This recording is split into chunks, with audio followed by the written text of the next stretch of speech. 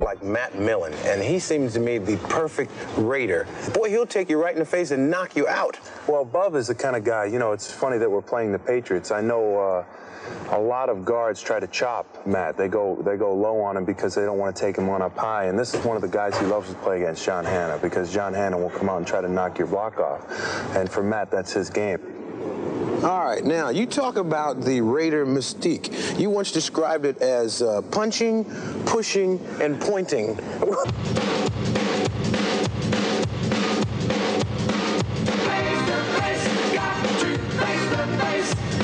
I've never been accused of being a finesse player, and I never will be. And that's not what they want here. What about the fighting? I mean, sometimes when the Raiders are flat, and you take a look at this boy's face here, I mean, nice guy, nice guy. When the Raiders are flat, you see a fight break out. And every time I look, I see number 55, which is you, always in there in the middle of it. We're not a catch-up kind of team. We're a team that has to fight and scratch and do everything we can to stay there, then get a big play and win the game. So when that situation comes up, it's my job, basically, one of the things my job description says. I can show it to you. I have to do something. If I don't do it, most of the time it won't get done. You know, one of the strangest things is you're one of the few teams that don't have to roll into a playoff situation. You guys could have lost your last game, but if it's a playoff situation, you're always ready to play. Al Davis is not going to let this team get complacent. Tom Flores is not going to let this team take anything lightly. And from season to season, from year to year, what you see in 1985 is the same thing you saw in 1963, and it's going to be the same thing you're going to see in 2000. Winning a championship is nothing uncommon here. Winning a Super Bowl is the standard. It's the standard by which we are judged by our owner and by our peers, because we expect to be in the playoffs. We expect to win those championships, and we expect to have a shot at that Super Bowl. And we don't celebrate until the Super Bowl's over. And that's only for about 15 minutes, and then Mr. Davis is thinking about the next year. Well, the Patriots stand in the way of their goals this year. And when you think about the Patriots, it's not the same team that you've seen in the past. They've got 7 guys going to the Pro Bowl, a new coach in Raymond Berry, who has instilled a confidence in this team. He's also created an atmosphere that these guys can go out and play winning football. And being around these guys this morning, they honestly feel like their goal is going to the Super Bowl, and the Raiders stand in their way. Now, talking about some matchups. Michael Haynes may be going against Stanley Morgan. I talked to both these guys this morning, and Michael says the problem that he could have with Stanley is that the Patriots like to run 20-yard pass routes, and that's hard for any defensive back to cover a wide receiver for that long of a time. The only thing that he can count on is Howie Long and company putting pressure on Eason. On the other side, Stanley Morgan feels like if his quarterback gets time, there isn't a cornerback in the league that can cover him and Irving Fryer. It should lead to a very good matchup. We'll come back to talk about that at halftime. All right, back to you, Bob. Okay, Ahmad, and you may have heard in the background Randy Newman's I Love L.A. We'll see whether the Patriots are singing that song about 3 hours from now. The Patriots are the subject of Pete Axthelm's essay when we return. Of the big bad Raiders, will the New England Patriots be intimidated today? Not likely, says Pete Axthelm, because now they've got heart. They have suffered for most of their history with the phrase, all that talent, so few results. They wear red, white, and blue, but fans know they are as American as feather bedding. Like the lucky guys who shoveled coal long after the trains had become electric, the New England Patriots always seem to find the easy way out of contention. Remember the early AFL days when the Patriots actually entered a title game and departed San Diego with a 41-point defeat? Then came 1976, when the Pats were about to devour the mighty Raiders, but the officials frowned on the table manners of Sugar Bear Hamilton, and Ken Stabler survived to enjoy the dessert. 2 years later, Coach Chuck Fairbanks left the party before the band even got tuned up. The talented Patriots finished the season on a very off-key note. Finally, let's blow a horn for former coach Cleve Rush. He once got so despondent that he asked the media covering the team to fill out a lineup. Now that's desperation. But it's time to bury the myths and superstitions. The Patriots have finally added courage and character to their talent. Even if they failed to get past the Raiders today, they will treasure this season as the one in which they rolled up their sleeves and learned at last to do things the hard way, which happens to be the very best way to win.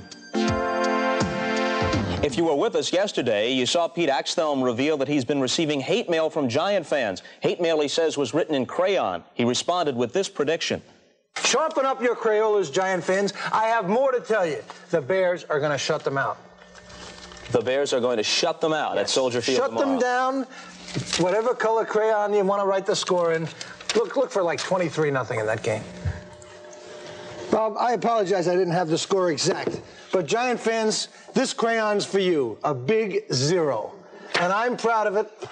I'm sorry we couldn't get the score exactly right. Only a safety separated you from your 23-0 prediction. By the way, in light of all this antagonism, have they beefed up security around the place? The irate Giant fans are likely to be on the sidewalk by the time this is over. I'm using this picket line of crayons to keep them out of here. All right, very quickly, Patriots-Raiders. Raiders are favored by 5.5. Raiders haven't allowed a touchdown in more than 10 periods. I think they'll keep it up. I think New England Super Bowl was last week. This is the day the Raiders will win. Raiders minus 5.5. All right, Axe, the introductions are underway at the Coliseum. Let's go out there now and rejoin Dick Enberg and Merlin Olsen. We'll see you at halftime. Just a moment, the halftime score. The Raiders in front, 20-17, a game that seesawed. Let's take a look at some of the highlights. Steve Grogan along the sideline for the Patriots after those leg injuries sustained against the Jets several weeks ago. He's been reactivated, but for now, the team is in the hands of Tony Eason. And we'll see Eason go to the air for the first touchdown. This followed a fumbled punt by Fulton Walker of the Raiders that gave the Patriots possession. 13 yards on the catch by Lynn Dawson in the end zone. After a Chris Barr field goal moved the Raiders to within 7-3, Mark Wilson, who did not play well during the first half, nonetheless gets this 16-yard completion to the rookie Jesse Hester. The Raiders have the lead at 10-7. Howie Long recovered a Mosi Tatupu fumble. The Raiders took over again, and there goes Marcus doing what he does so well. Airborne for the 12-yard touchdown. They lead by 10 at 17-7. However, the Raiders see their lead cut to 3 on the Craig James touchdown that completes an 80-yard drive for the Patriots. That brought them to within 17-14. A Tony Franklin field goal, a 45-yarder, tied it up at 17, and then just before the gun, Chris Barr hits a 32-yarder for the Raiders. They have the lead at 20-17, but some interesting aspects of that first. Wait a minute. While I'm doing this, you've gone to wardrobe for a change of costume. I can only assume that the irate phone calls of Giant fans, and they have gathered in the street outside Rockefeller Plaza, I understand, they have driven you to an incognito position. Bob, I don't know who they're looking for. Did someone pick the Giants to be shut out today? Am I supposed to change the score for them? What do you want, Giant fans? Let me make a few things clear. I like the Giants. George Young is a terrific executive. Phil Simms, a quarterback, a prince of a guy. Even though I even like Giant fans, I just think that their sharp objects should be removed and they should be given crayons, as we emphasized. Let's turn this down. All right, now let's talk about the Patriots and the Raiders. Now, although the Raiders do hold the lead, they were guilty of 3 turnovers. Ronnie Lepet, as he now prefers to be called, going the Tony Dorsett route with the mid-career change of name with a couple of interceptions. The Raiders were -8 for the year on the giveaway takeaway table, one of the worst figures in the league, and they gave it up 3 times. For that matter, New England lost it once and also had a punt blocked. Of course, the Raiders break all the rules. We know they get more penalties, they get turnovers. They don't care. They say, we'll do it our way. We will seize the victory. While I'm on the subject of people I don't like, forget about you Giant fans. Jerry Markwright, what was your crew looking at when Brian Holloway pulled Howie Long offside? Of course, the Raiders a possible touchdown. Yeah, that was the 3rd down situation at the 9-yard line before the Craig James touchdown, and they might have had to settle for the field goal. It looked as if Holloway had drawn Long offside. Instead, the call went against the Raiders, and the drive was sustained, and James was able to score from the 2. Rushing statistics. Since you removed these glasses, my vision is approximately Jerry Markwright. That's Pete Axthelm's comments. Craig James with 53 first-half yards unofficially. Marcus Allen, 10 carries during the first half for 82 yards for the Raiders, and they lead it 20-17. Let's go out there now and join Ahmad Rashad. He's standing by at the Coliseum. Ahmad?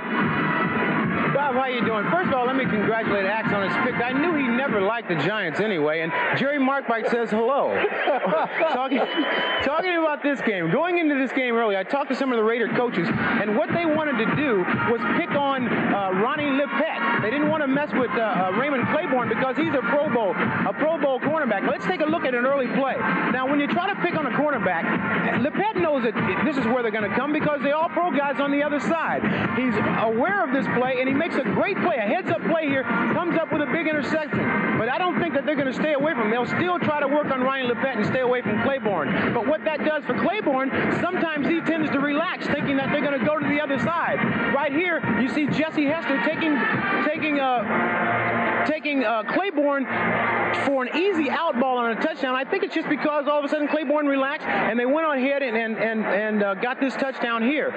But you know what the Raiders have a chance to do is that every time they play a team, they break up their game plan by challenging each player man-to-man. They want to break it down to a man-to-man confrontation, and that's the way they dominate. We're going to take a look at a play by Marcus Allen early in the first half where he takes a run. Let's roll that play. Now you see Marcus Allen, he's coming to his right side. He sees the goal line. He breaks up the middle, and this is the kind of play that fires up the entire Raider offense, the Raider team for that matter. He dives into the goal line. But the thing about the Patriots, I talked about the Patriots earlier, they didn't quit. They came right back. They got a 2-yard touchdown. They got a field goal. They tied the game up 17-7. The Raiders came back, kicked a field goal. They lead it at halftime 20-17. We've got a whale of a ball game here because the Patriots are not going to give up, and neither are the Raiders.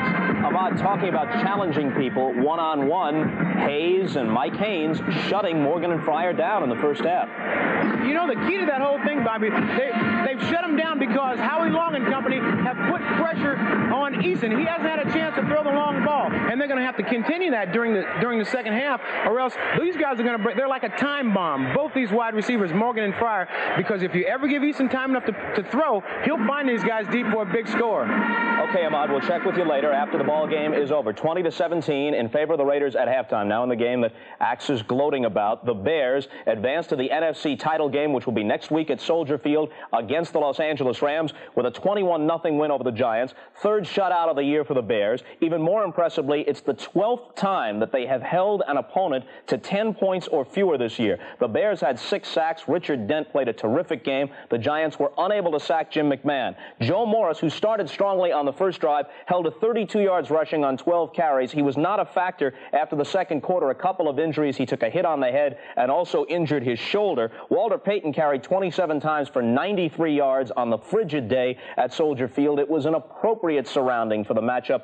between these two clubs, meeting in the playoffs for the first time since 1963. Also an icy day on that occasion when Y.A. Tittle and the Giants lost to the Bears 14-10 in the NFL title game. So Dennis McKinnon caught a couple of passes, by the way, for touchdowns in the second half from Jim McMahon. It was 7-0 in favor of the Bears at the half. They go on to win it 21-0 and eliminate the Giants from the playoffs. After the game, Bill McAtee was at Soldier Field in Chicago. He talked with the superb linebacker of the Bears, Mike Singletary. All right, thank you very much, Bob Costas. We're here with the NFC Defensive Player of the Year, Mike Singletary, the linebacker for the Chicago Bears. Congratulations, first of all, on today's victory. Well, thanks a lot. Did you give the Giants a different look defensively early on? Not really.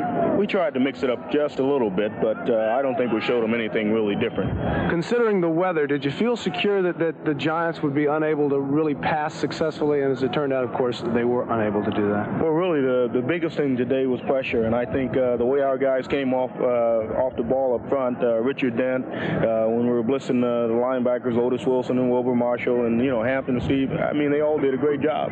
Was there a little bit of anxiousness because of the 2-week layoff? I tell you, I don't ever want to wait 2 weeks to play again, but if it means the home field advantage, then you got to do it. Michael, did you have a chance to watch the Cowboys and the Rams yesterday? Yeah, I did. I looked at it, and it was an interesting game. How do you match up against the Rams? Well, I tell you, it's going to be tough, but I think it's going to be a great matchup, and I think it's going to be a physical game, and we're going to have to get a priority. Will be Dickerson. That's right. Definitely the priority is going to be Dickerson. Were you able to see anything that will help you against the Rams and against Dickerson? Well, not really. The biggest advantage that we have, we played him before, and he's a great running back, and they've got great guys up front blocking for him, and we're just going to have to get out there and take the challenge. Mike Singletary, thank you very much for coming out with us. All right. Okay, let's send you back to New York. Bob? Bill, if Mike Singletary thinks about it, he hopes he has to wait 2 weeks to play again at least one more time because that's the layoff between the conference championship games and the Super Bowl. One, they're well overdue. The other is, and of course, they played a magnificent game against the Dolphins and lost by 3 late in this season. Craig James is our Michelob Most Valuable Player, the New England Patriot running back, the first this season to rush for over 100 yards against the Raider defense. Michelob donates $1,000 to the United Way on behalf of Craig James. This game is over. The New England Patriots have upset the Los Angeles Raiders 27-20. Los Angeles Raiders play. A stunned crowd of 88,936 in the Coliseum in Los Angeles, and the Patriots won it on the ground and taking advantage of Raider mistakes. And as has happened so often in Raider history, turnovers such a big part of that loss. The Patriots go to Miami. 4 of them led either directly or indirectly to Patriots scores. New England with the win, 27-20. You will see New England play at Miami. It'll be the late game next Sunday, NFL 85 at 3:30 Eastern Time. The kickoff from the Orange Bowl at 4 Eastern Time. The early game in the conference championship round. The Bears hosting the Los Angeles Rams. The Bears won their way into that round by shutting the Giants out at frigid Soldier Field today, 21-0. Our time is very short, but we will go down to Miami. Don Shula is standing by at his home.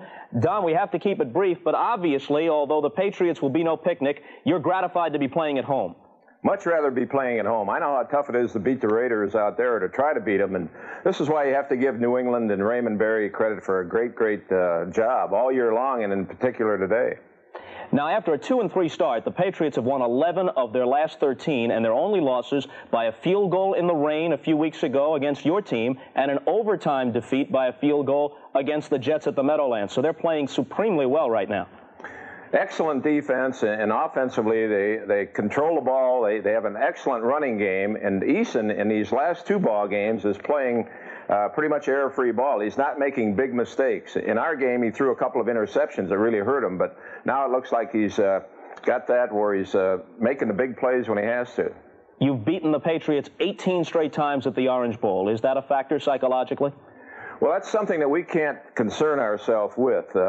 We had trouble with the Browns last week. We were behind 21-3 in the ball game, and had to come from behind in the fourth quarter to win the ball game. So the last time that New England was down here, the game came right down to the wire, and we won at the end of that game.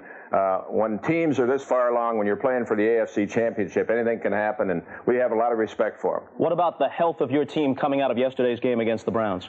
As far as I know, we should be in good shape. We've got a lot of people that are banged up that might miss some practice time, but everybody should be ready for the ball game. Quick answer here, Don, on our final question. Just how concerned were you when the score was 21-3 Browns? What kind of thoughts were going through your mind? Well, there were a lot of thoughts going through my mind. I felt that we had to shut them out in the second half, and then they scored on that long run. But the key was the drive that we put together. And once we scored that first touchdown, I think everybody got the confidence that we could win the ball game. Don, thanks very much. And a day late, a happy 56th birthday. Thank you, Bob. All right, let's go back out to the Coliseum in Los Angeles for some final thoughts from Dick Enberg and Merlin Olsen. Bob, as New England celebrated a chance to go to Miami, this was the scene right after the final gun. Matt Millen and a couple of New England Patriots going at it as the Raiders go out fighting. I think someone had said something to Millen, and he and Howie Lai were just attacking in there, and everybody trying to calm things down. But these Raiders, they don't ever quit fighting, Dick. Wild-eyed and teary-eyed disbelief. The Raiders have been eliminated, and everyone was here in this part of the country. We're looking at a Raiders-Chicago Bears Super Bowl. But Billy Sullivan, the owner of the New England Patriots, a man who has had his own hard times during the course of 1985, certainly has had a very happy 1986. Win against the Jets, win against the Raiders. The Patriots go to Miami.